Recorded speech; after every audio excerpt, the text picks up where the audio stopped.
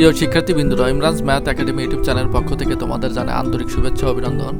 আজকে আমরা 2026 সালে এসএসসি পরীক্ষার্থীদের এমসিকিউ এবং সিকিউ ও এমআর ফর্ম কীভাবে পূরণ করব সেটা আমরা দেখব।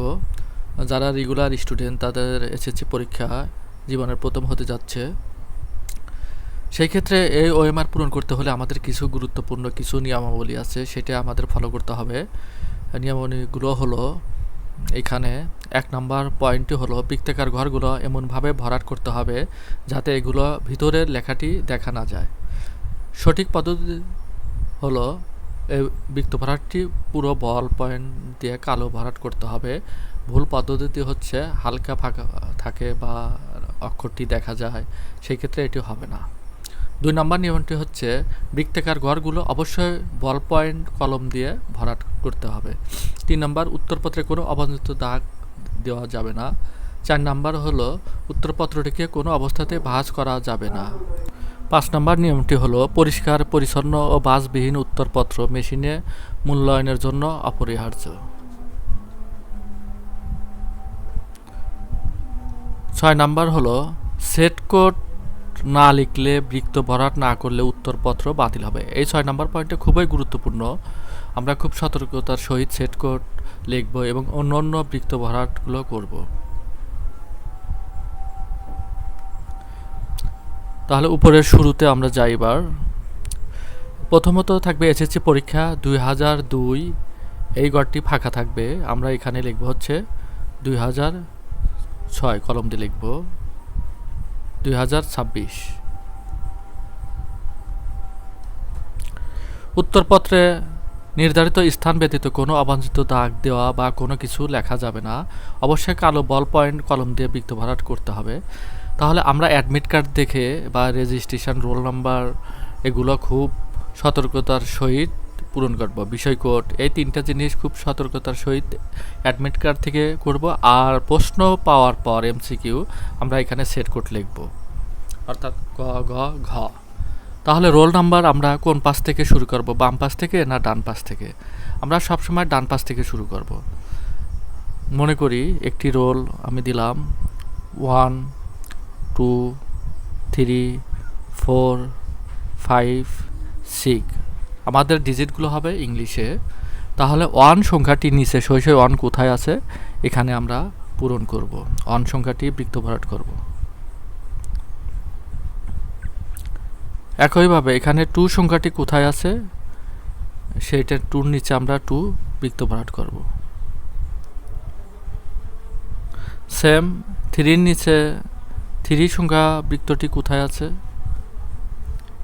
এভাবে আমরা 3 পূরণ করব। তারপর 4,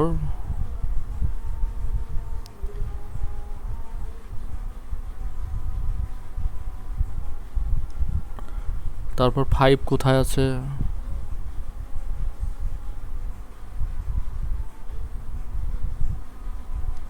তারপর 6 সংখ্যাটি কোথায় আছে।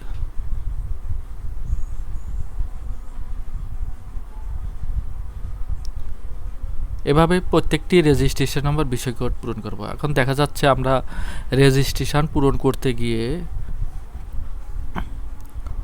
1 2 3 4 5, এখন দেখা যাচ্ছে বাম পাশে আর কোনো সংখ্যা নেই। আমাদের 1 2 3 4 5 ডিজিটের রেজিস্ট্রেশন, সেই ক্ষেত্রে আমরা বাম পাশে কি দিব? বাম পাশে আমরা 0 দিব। তাহলে আমরা সই 0 সংখ্যাটি এখানে পূরণ করব। বাকিগুলো আগেরটার মতোই পূরণ করব। আমরা বিষয় কোড এখানে লিখব। প্রশ্ন বা অ্যাডমিট কার্ডে লেখা আছে আমাদের আজকের পরীক্ষা কি, মনে করলাম বাংলা পরীক্ষা 101। সেট কোড হচ্ছে প্রশ্ন পাওয়ার পর, আমরা এমসিকিউ প্রশ্ন পাওয়ার পর উপরে লেখা থাকবে ক গ ঘ, যে কোনো একটি থাকবে। আমি মনে করলাম আমার ক নাম্বার সেট, তাহলে ক বৃত্ত ভরাট করব। আর ডান পাশে কক্ষ পরিদর্শকের স্বাক্ষর, যে টিচাররা পরীক্ষা গার্ড দিবেন তারা এখানে স্বাক্ষর দিবেন এবং তারিখ লিখবেন।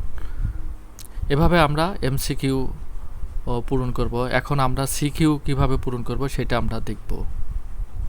আমাদের সিকিউ অর্থাৎ যে রচনামূলক প্রশ্নগুলো লিখব আমাদের একটা খাতা দেওয়া হবে, তার উপর এরকম একটা ফর্ম থাকবে।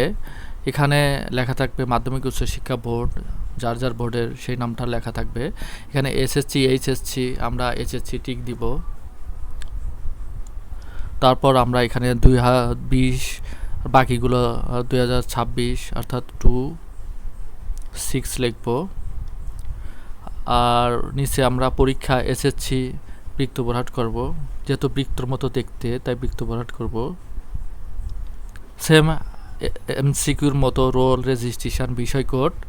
আর এখানে অতিরিক্ত উত্তরপত্রের সংখ্যা, এখানে যদি আমরা 3টি খাতা নিয়ে থাকি, 4টি নিয়ে থাকি, 6টি নিয়ে থাকি, তাহলে উপরে আমরা এই সংখ্যাটাই লিখব। আমি মনে করলাম আমি 3টি খাতা নিয়েছি, তাহলে 3 আর ডান পাশে 0 দিব। আগের মতোই এখানে আমরা পূরণ করব 3 0। সবাইকে ধন্যবাদ, শুভকামনা রইল, ভালো থাকবে, আল্লাহ হাফেজ।